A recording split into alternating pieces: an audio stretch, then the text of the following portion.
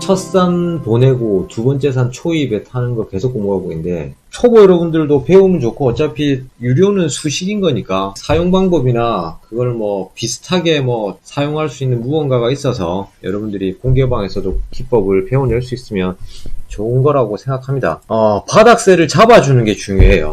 그러니까 첫 산을 본다는 기준은 바닥을 잡았느냐 못 잡았느냐를 판단하기 위해서 보거든요. 첫 산을 본다는 것 자체가 돌다리를 두드려 보고 가겠다는 거예요. 그러니까 내가 잡은 한 수에서 최저점을 잡아서 계속 올라간다를 보는 게 아니라 파형의 흐름을 지켜보면서 가겠다는 거죠. 굉장히 좋은 질문이에요. 중요한 포인트라고 생각하고요. 주식에서 이렇게 3번 밥그릇이 나오고 V자가 나오건 뭐 큰 그림에 상방향 박스가 나오건 어쨌거나 주요 포인트 내용은 박스가 시작될 수 있는 구간, 이게 어떻게 턴이 돼서 추세 방향을 상방 방향으로 만들어내는지를 찾기 위한 매매 기법입니다. 바닥세를 잡는 방법에 대한 제가 고안한 방법이고요. 이 구간이 되겠죠. 그게 봤을 때. 근데 이 구간을 다시 좁혀놓고 봤을 때 여기에서 바로 바닥세를 찍고 올라온다고 해서 첫 산이 뭐 이렇게 나와진다고 해서 바로 보는 게 아니라 여기에서 바닥을 계속해서 이게 빠지더라도 파형을 보여주면서 빠지거든요. 근데 결국 여기에서 바닥인지 알고 타점 잡아가지고 추세선이 죽어있는 상황에서 맥점을 잡게 되면 지속적으로 손절이 나오게 돼요. 근데 여기서 손절을 못 치게 되면 어떻게 돼요? 손절을 못하고 그냥 손실률 계속 떨어지면서 이 조금 차이에서 이 라인에서 잡느냐 이 라인에서 잡느냐 이 라인에 잡느냐에 따라서 손실률이 스윙 관점에서 어마어마한 차이를 보여주거든요. 그러면 바닥을 다졌다,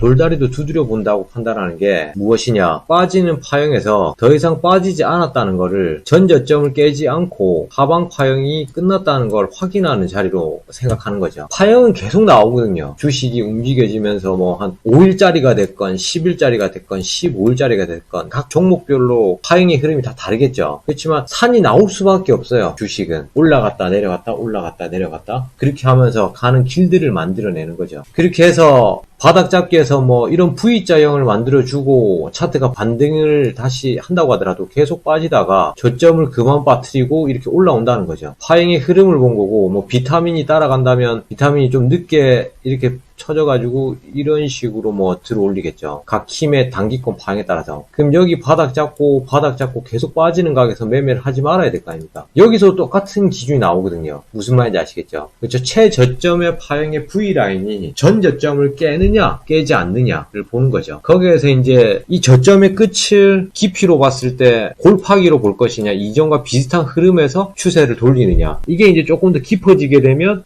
마지막 라인에서 깊게 한번 털었구나, 다 털었구나, 이런 걸 이제 판단할 수가 있는 겁니다. 그게 작년 8월 달에 이런 형식들의 차트들이 많이 생겼어요. 오버 하락을 보여주면서 이전에 있었던 파형보다 깊은 저점들을 보여줬었거든요. 그만큼 반대 수익이 단기권에서 지수가 바닥을 잡고 턴할 때 맥점을 왕창 잡았을 때 꽤 괜찮은 수익들이 쫙 많이 열린 거예요. 그래서 그 타이밍을 보고 그 전략점이 손절 대비 가능성이 높다 싶어서 8, 9월 달에 이제 맥점을 많이 잡았죠. 그래서 10월, 11월 달 가을의 전설을 드라마틱하게 성공시킨 겁니다. 이런 라인들에서 저점을 이겨냈다 하는 거는, 저점을 잡아내는 방법에서 중요한 파트는 뭐냐? 지지저항을 이용해서 전 저점의 흐름이 더 이상 빠지지 않는다, 이거를 판단해야 된다는 거예요. 저는 굉장히 안정적인 맥점을 여러분들한테 가르쳐주고 싶고 여러분들이 하셨으면 좋겠는데, 어쨌거나 조금만 참아서 더 좋은 자리를 찾아내면 되는 거거든요. 주식은 지지될 때 분할 매수 괜찮죠, 강신호님? 그렇게 해서 이제 여기에서 들어 올리는 바닥세를 잡아주고 제일 밑자리였었던 라인을 한번 터치하고 V라인보다 그 다음 V라인, 지지라인이 올라갔다 판단해서 더 이상 하방세를 보여주지 않는구나, 요 짧은 구간에서 나오는 게 종목에 따라서 보통 한 달에서 석 달가량이 돼요. 산에 따라서 다릅니다. 한 달에서 석 달 충분히 나와요. 저점 잡고 그 다음 산 올리고 그 다음 저점까지 만들어낸까지, 때로는 크게 봤을 때 지수까지 볼 수 있고 뭐 좀 공격적으로 한번 걸 때는 또 걸 수도 있겠죠. 그러니까 걸 수 있다는 게 뭐냐면, 제가 방금 작년 8월 초순쯤을 얘기를 해드렸는데 8월 달에 이 라인에서 지금 이 라인은 사실 없잖아요. 제가 얘기한 대로 저점을 잡은 라인을 잡자면 여기를 잡아야 될 거 아닙니까? 근데 여기서 저는 8호를 잡았거든요. 이 정도까지 잡을 자신이 있고 하는 거는 이전에 큰 라인에 지지 라인들이 많았었던 부분을 체크하고 들어간 거였어요. 이런 라인에서. 아시겠죠? 그렇기 때문에 이 구간에서 골파기가 깊게 나온 저점 구간들을 공략들을 많이 했죠.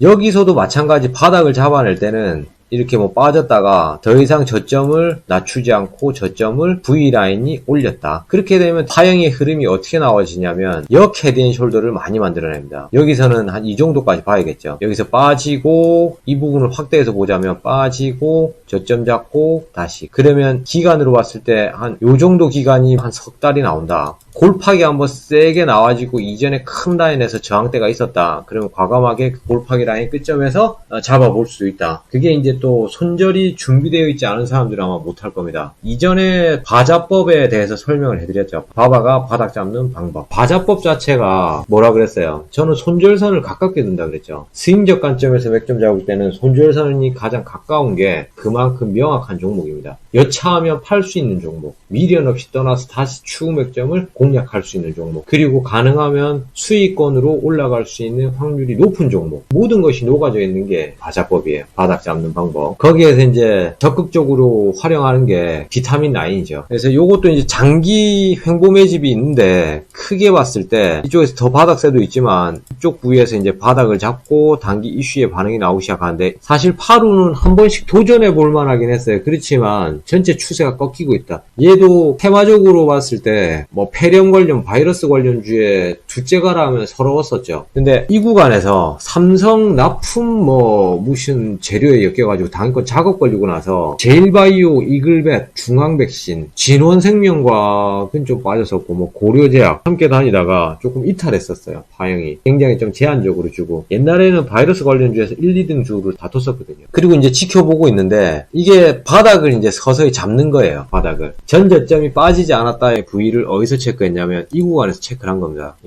이 구간에서 체크를 하고 이 이후에 비타민 라인 부위에서 지켜보고 있다가 바닥이 어느 정도 나왔다 판단하고 하루 같은 경우 이제 VIP방에서 공략시키고 했죠. 지금 이렇게 급등이 나와 있죠. 이 부분을 확인했다. 바닥을 잡고 더 이상 바닥이 나오지 않았다는 걸 확인하고 보고 있었다. 그리고 이 구간에서도 이전 지지 라인을 하방세로 만들어내지 않았다의 가능성을 뒀습니다.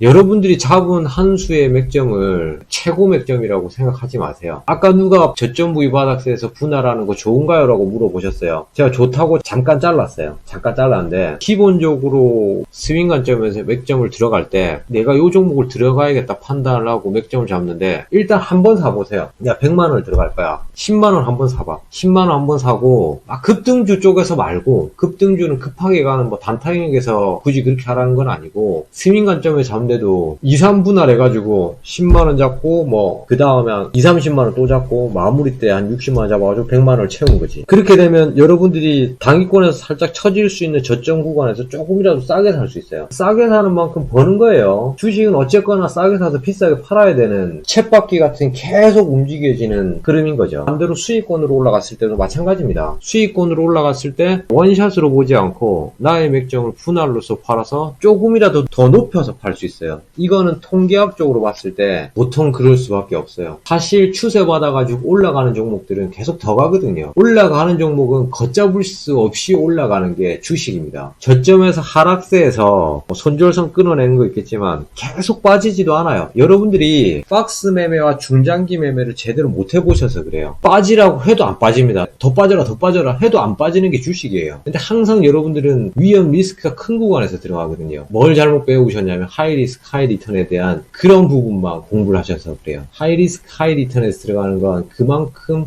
지락률이 높다는 거예요. 거기에서 준비되시지 않은 분들이 계속 하니까 지는 거예요. 그게 바로 단타 치다가 스윙 전환시키는 맥점들인 거예요. 다 일맥상통해요. 상식적인 겁니다. 그래서 제가 주식은 상식과 같다. 주식은 곧 인생이다. 오르막길 있으면 내리막길 있고 내리막길 있으면 오르막길 있다. 근데 그 내리막길에서 오르막길 올라갈 때 준비가 잘 되어 있고 준비되어 있는 자들은 더 크게 먹을 것이다. 그리고 올라갔을 때 어떻게 할 것이냐, 그 기간을 어떻게 수익률을 극대화시킬 것이냐, 이런 것들을 감안하시고 여러분들이 맥점을 잡으셔야 됩니다.